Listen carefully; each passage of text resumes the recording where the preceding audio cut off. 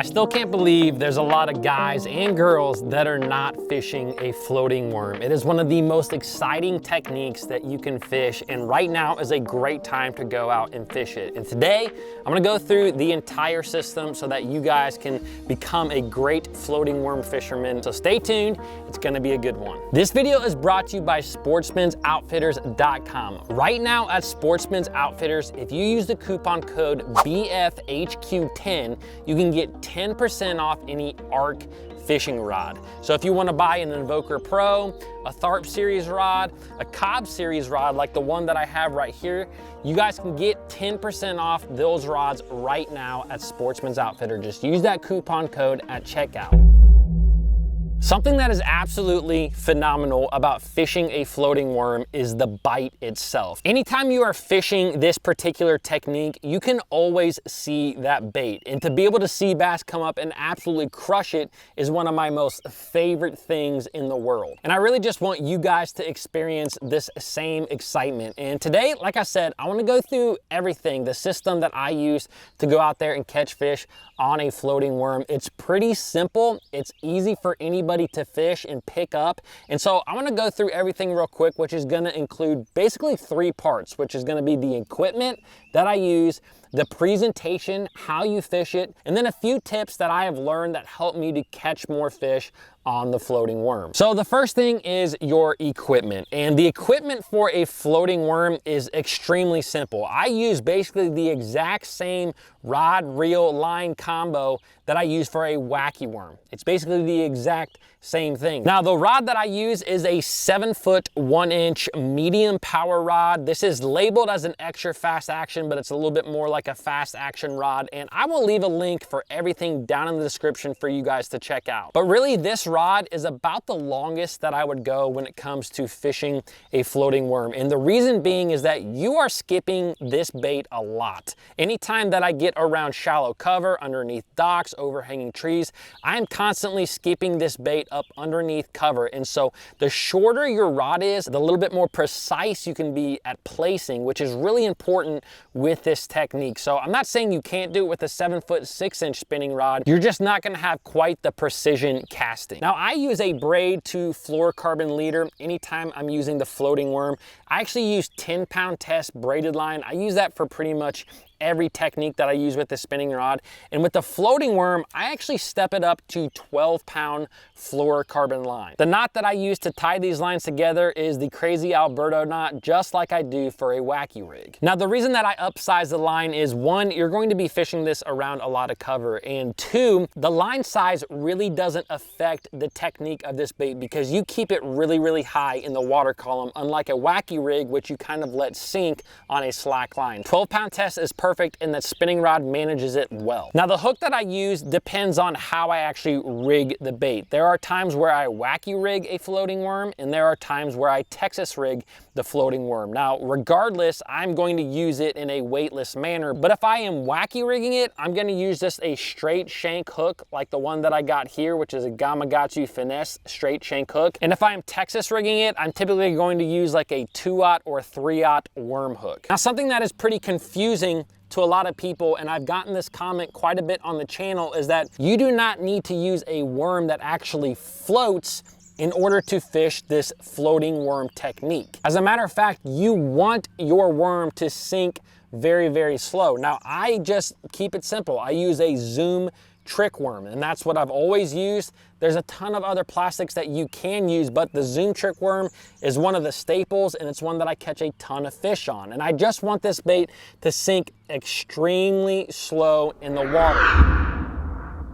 Now let's talk about presentation, how you actually work this bait. And it's extremely easy. It's really easy. All I'm going to do with this bait is I'm going to cast it next to visible cover that I see. When I use this technique, is typically around the pre-spawn to post-spawn time frame, but pretty much anytime bass are shallow, there's a chance that they might come up there and eat the floating worm. Now, I'm going to target, like I said, visible cover, whether that's trees, overhanging trees. Sometimes just a simple shade pocket is all you need to catch fish on the floating worm. And I'm going to skip this bait next to that cover. And like I said, I'm going to keep this very high in the water column. And I'm basically going to twitch it a few times and then let this bait sink about 6 inches, maybe about a foot. And then I'm going to twitch it a few times and let it sink about a foot. I'm keeping it very, very high in the water column. And something that's very important is that I always want to be able to see my worm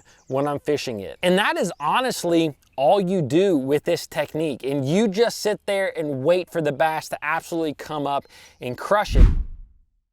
Now let's go over a few tips that I think are extremely important when it comes to fishing this technique. And the first one is you're going to have two types of bites with a floating worm. One is you're going to be working that bait and all of a sudden you're just going to see a flash. The bass just comes up there and crushes that thing. And the other bite that you're going to have is you're going to see that worm, and this typically happens when you're fishing in a little bit more off-color water, but you will see basically your worm, and then all of a sudden your worm just disappears. It just completely goes away. But no matter how they bite it, the important thing that you do not want to make a mistake of is absolutely just setting the hook as soon as you see that flash or as soon as you see that bait disappear. One of the big things with this technique is you want to make sure you feel the weight of that bass before you set the hook. A lot of times, if you just see that fish come up and crush it, he won't have the hook, he won't have everything in his mouth, and it takes him just a second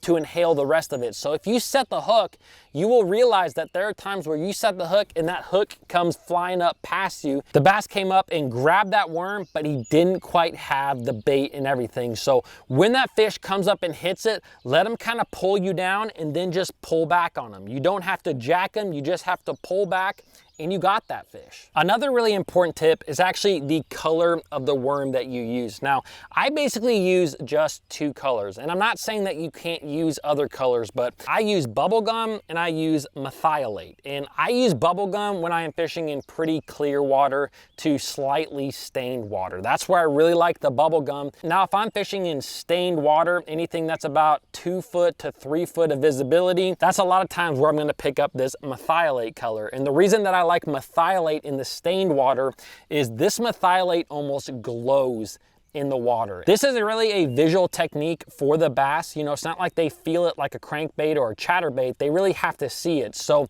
using a methylate in that stained water, they just can see it a little bit better. And I feel that the methylate gets more bites than the bubble gum does. Now, you can use colors like straight white or yellow, but I like to keep things simple. And these are the only two colors that I pretty much throw. Now, one question that a lot of people have is when do you wacky rig it versus when do you Texas rig it? And I think that a lot of times when you are fishing this technique, it probably doesn't matter which one you do. It's really kind of the one that you are most comfortable with. Now, you can fish the wacky rig a little bit slower than you can fish the Texas rig. So sometimes during that pre-spawn time frame, before the bass move up on beds, I really like to use a wacky rig. And then after the spawn is when I typically use that Texas rig because I can actually work it a little bit faster, almost like a soft jerk bait. Now, another real obvious time that I will use the Texas rig instead of a wacky rig is if I'm fishing in really heavy cover. Maybe it's heavy grass, maybe it's really heavy wood cover. But a lot of times if I can get away with fishing it wacky style, that's just what I am most confident in, and that's the way that I catch a lot of bass on. Now, the last thing that is really important to know is that you need to be able to skip this bait because you're gonna wanna skip it under overhanging trees and docks and things like that. But the good thing is that you're using a spinning rod, and skipping a weightless bait with a spinning rod is actually pretty easy. You just wanna make sure you have a low trajectory, do a roll cast, and it will skip pretty much on its own. I have been with guys in the boat who are beginner fishermen and they can skip a wacky worm like this. Now, if you wanna learn how to skip a bait cast reel, I'm gonna leave a link for a video that I did right here where I talk all about how to skip a lure with a bait cast reel. I hope you enjoyed this video. If you did, comment below, subscribe to the channel, and I'll see you guys in the next video.